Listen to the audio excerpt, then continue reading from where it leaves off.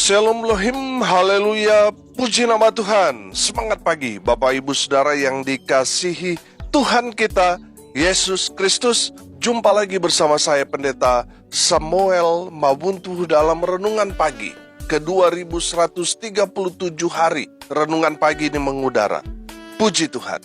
Bapak Ibu Saudara yang dikasihi Tuhan, sebelum kita membaca, mendengarkan, dan merenungkan firman Tuhan hari ini, mari kita berdoa, minta pimpinan Roh Kudus. Kita berdoa. Bapa di surga, berbicaralah kepada kami semua. Pakai firman Tuhan ini untuk menegur kami, menasihati kami, meneguhkan iman percaya kami, dan memberkati kami semua. Di dalam nama Tuhan Yesus yang adalah firman Allah yang hidup, kami berdoa. Amin. Haleluya. Bapak Ibu Saudara yang dikasihi Tuhan, bersama dengan saya kita akan belajar Alkitab dari kitab Kejadian sampai kitab Wahyu. Mari buka Alkitab kita. Amsal 13 ayat 13. Demikian firman Tuhan. Siapa meremehkan firman, ia akan menanggung akibatnya. Tetapi siapa taat kepada perintah akan menerima balasan. Sekali lagi, siapa meremehkan firman, ia akan menanggung akibatnya. Tetapi siapa taat kepada perintah akan menerima balasan. Haleluya. Bapak Ibu Saudara yang dikasihi Tuhan, apa arti meremehkan? Menurut arti Kamus Besar Bahasa Indonesia, kata dasar dari meremehkan, remeh, artinya tidak penting, tidak berharga, kecil, menganggap itu tidak ada artinya, tidak ada gunanya, itu adalah meremehkan. Saudara yang dikasihi Tuhan, firman Tuhan itu adalah otoritas Allah. Jadi kalau kita menganggap firman Tuhan itu tidak penting, tidak berharga, kita menganggap itu sepele, kita menganggap itu kecil, kita menganggap bahwa itu tidak ada artinya, tidak ada gunanya dalam kehidupan kita, kita sedang meremehkan otoritas Allah yang tertinggi itu, yaitu firman. Bapak Ibu Saudara yang dikasihi Tuhan, dengar ini baik-baik. Meremehkan firman Tuhan sama artinya saudara meremehkan Tuhan. Sama artinya saudara menganggap Tuhan itu tidak penting, tidak ada harganya. Saudara menganggap Tuhan itu tidak ada artinya dan lain sebagainya. Saudara hati-hati. Firman Tuhan ini katakan, siapa meremehkan firman, ia akan menanggung akibat. Saudara, saya mau kasih contoh. Orang-orang dalam Alkitab yang meremehkan firman Tuhan. Yang pertama siapa? Adam dan Hawa. Saudara lihat, langsung kena akibatnya. Mereka yang tadinya hidup sejahtera di Taman Eden, dan ketika mereka meremehkan firman Tuhan yang melarang mereka untuk memegang, untuk memetik dan memakan buah itu, karena mereka meremehkan firman, akhirnya apa saudara? Mereka jatuh dalam dosa dan akibatnya mereka diusir dari Taman Eden. Yang berikut saudara, orang-orang di zaman Nuh. Orang-orang di zaman Nuh itu meremehkan firman Tuhan yang disampaikan Nabi Nuh kepada mereka. Saya percaya saudara, Nabi Nuh berkeliling memberitakan dan menyerukan pertobatan, tetapi mereka menganggap Nabi Nuh itu gila. Mereka meremehkan firman Tuhan dan akibatnya mereka satu generasi di zaman Nuh habis. Hanya tersisa 8 orang, yaitu Nuh dan keluarganya. Saudara yang dikasihi Tuhan, itulah akibatnya kalau kita meremehkan firman. Yang berikut siapa? Firaun. Firaun harus menanggung akibatnya. Negerinya, yaitu Mesir, kena 10 tulah. Karena apa? Meremehkan firman Tuhan yang disampaikan Nabi Musa. Dan Firaun harus menanggung akibatnya, di mana dia melihat dengan mata kepalanya sendiri. Negerinya Mesir dihantam 10 tulah. Karena apa? Firaun meremehkan firman Tuhan. Yang berikut siapa contohnya? Yunus. Yunus disuruh Tuhan pergi ke Niniwe. Tapi Yunus tidak mau, dia malah pergi ke Tarsis. Karena Yunus meremehkan firman Tuhan, apa yang terjadi? Di dalam perjalanan Yunus yang hendak pergi ke Tarsis, terjadi badai topan yang dahsyat, menghantam kapal yang dia tumpangi. Dan seluruh kapal kebingungan, merasa mereka ada dalam ancaman bahaya, dan mereka mencari tahu siapa penyebab mereka dihantam badai yang begitu dahsyat. Dan mereka tahu penyebab badai itu adalah Yunus. Dan alhasil mereka membuang Yunus di tengah laut itu dan dimakan oleh ikan besar. Selama 3 hari dia di perut ikan, saudara. Karena apa? Karena Yunus mengabaikan firman Tuhan. Dia meremehkan firman Tuhan dan akibatnya dia dihantam badai, dibuang ke laut, dimakan ikan besar. Dan yang berikut, saudara, di dalam perjanjian baru ada satu contoh yang meremehkan firman Tuhan lalu mati. Siapa? Eutikus. Ketika Rasul Paulus berkhotbah, dia merasa sudah lama dia khotbah, dia ngantuk, dan akhirnya karena dia tertidur, dia terjatuh, mati. Untung dia masih bisa diselamatkan. Untung Rasul Paulus mendoakan dia dan dia hidup kembali, saudara. Haleluya. Saudara yang dikasihi Tuhan, itulah sebagian kecil contoh-contoh dalam Alkitab orang-orang yang meremehkan firman Tuhan dan langsung menanggung akibatnya. Nah, saudara yang dikasihi Tuhan, melalui firman Tuhan ini, dan saya sudah ceritakan contoh-contohnya, pertanyaannya, saudara masih berani meremehkan firman Tuhan? Saudara masih mau mengeraskan hati ketika firman Tuhan disampaikan, saudara tidak mau terima, saudara tolak?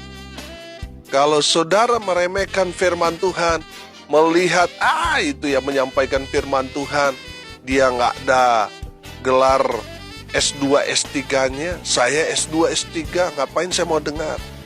Itu sama seperti saudara meremehkan firman Tuhan.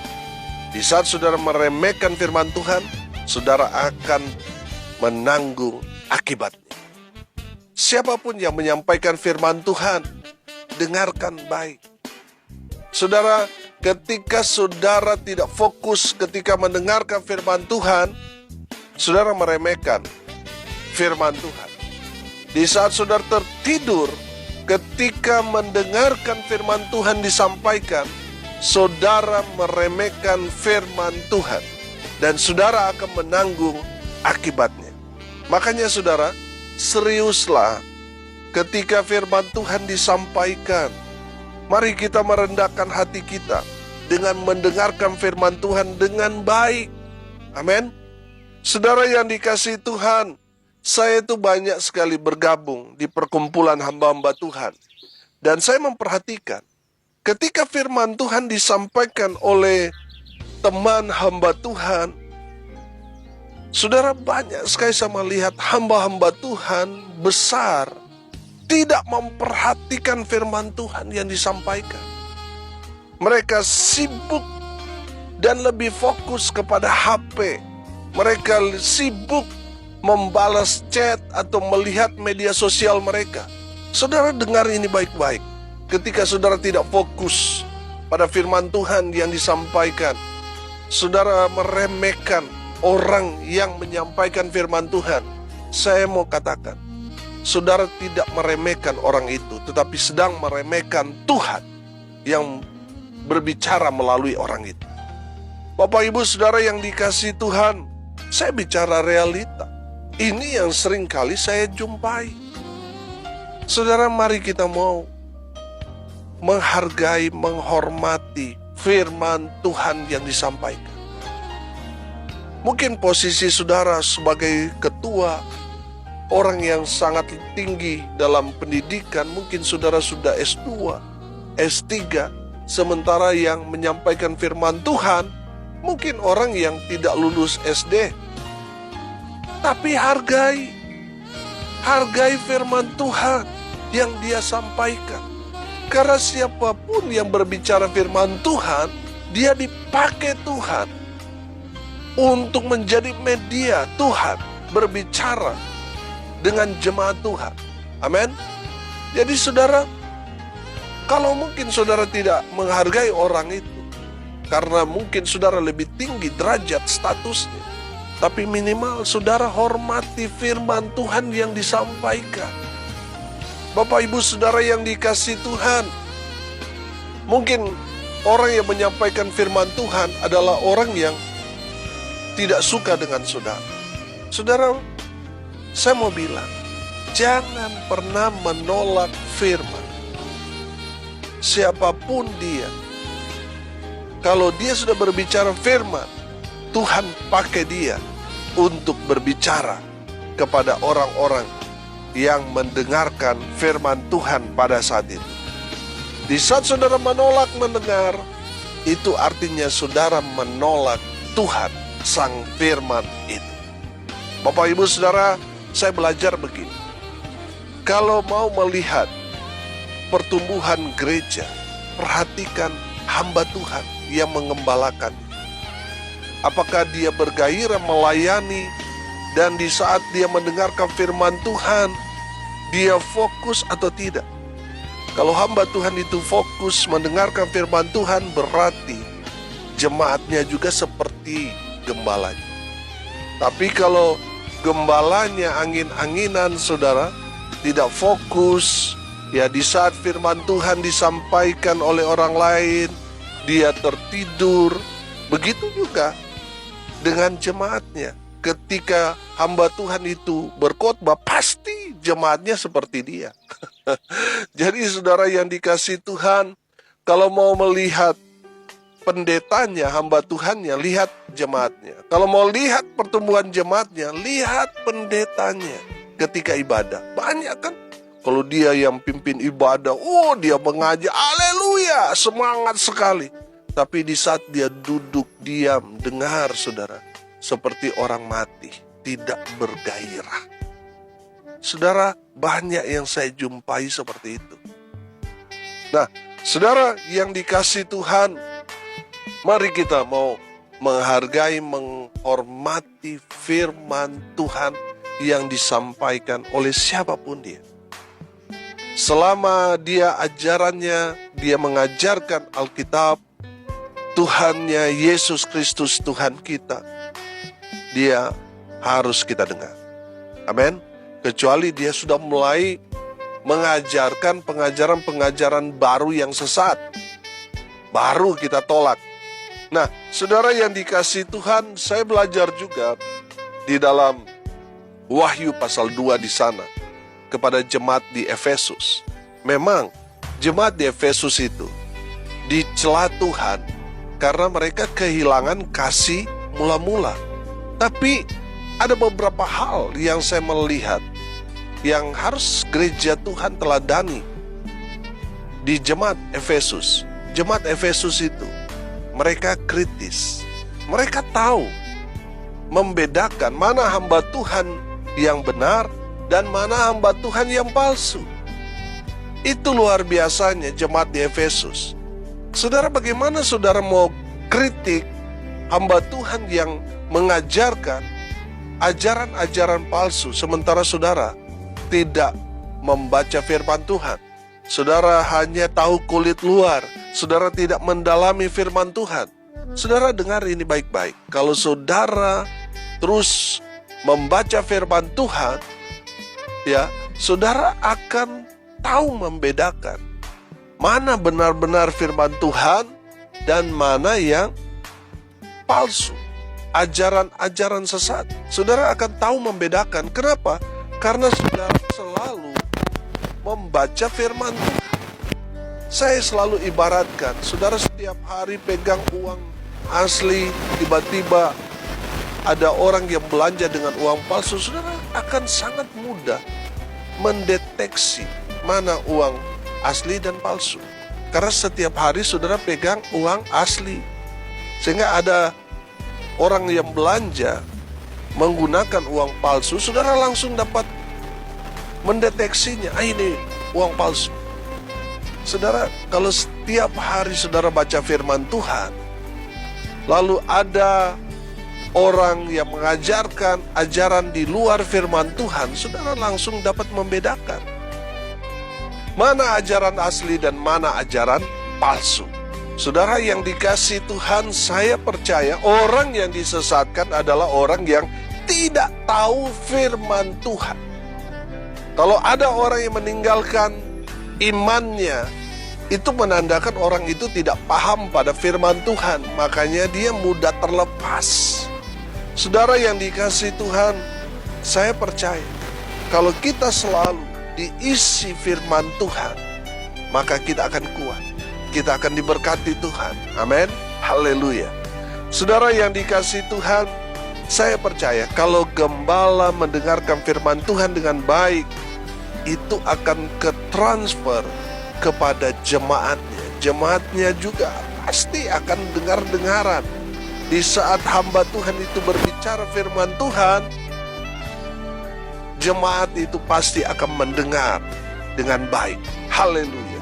Saya percaya semua pendengar renungan pagi, semuanya orang yang dengar-dengaran pada firman Tuhan. Amin. Haleluya. Saudara yang dikasihi Tuhan, dari firman Tuhan ini kita belajar. Yang pertama, jangan pernah meremehkan firman Tuhan. Karena apa? Ada akibatnya. Kalau kita meremehkan firman Tuhan, kita akan kena dampaknya. Kita akan dihajar oleh Tuhan karena kita tidak menghargai, tidak menghormati firman Tuhan.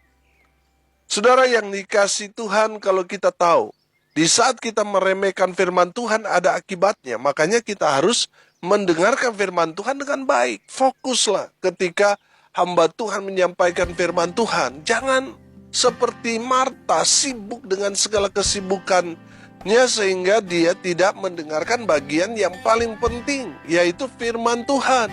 Banyak orang seperti itu. Ketika di pesta, di saat firman Tuhan disampaikan, semua sibuk mempersiapkan makanannya. Setelah doa makan, semua tenang. Saudara yang dikasihi Tuhan, yang paling penting kita datang di pesta itu sebenarnya bukan untuk makan, tetapi mendengarkan firman Tuhan. Makanan rohani itu yang paling penting. Kalau cuma makan, kita bisa makan lalapan di pinggir jalan, saudara bisa. Yang paling penting adalah firman Tuhan.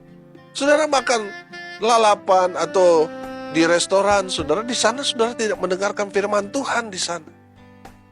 Saya percaya saudara, yang paling penting di saat ada acara itu mendengarkan firman Tuhan. Amin. Jadi hormati hamba Tuhan yang memberitakan kabar baik saudara, supaya saudara diberkati.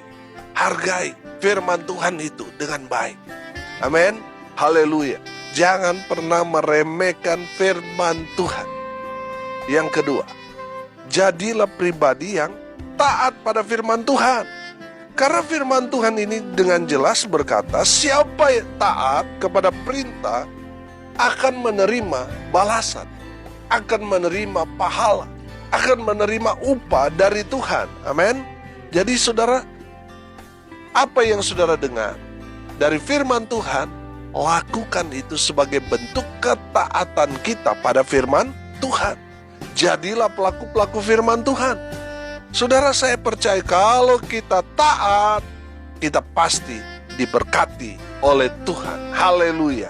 Yang ketiga saudara, ada upah yang Tuhan sudah sediakan buat kita, orang-orang yang menghargai firman, orang-orang yang taat pada firman Tuhan, ada upah, ada berkat yang Tuhan sudah sediakan buat kita semua. Haleluya. Amin. Mari kita berdoa. Bapa di surga, terima kasih. Kami sudah ditegur, dinasihati firman Tuhan ini, supaya kami tidak lagi meremehkan firman. Ajar kami supaya menjadi pribadi yang taat pada firman Tuhan.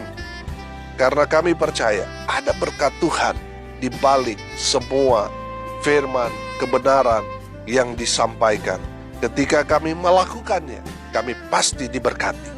Berkati semua pendengar dimanapun mereka berada. Berkati hidup mereka, rumah tangga mereka diberkati, usaha pekerjaan, pelayanan mereka diberkati, dibuat beruntung, berhasil dalam segala hal.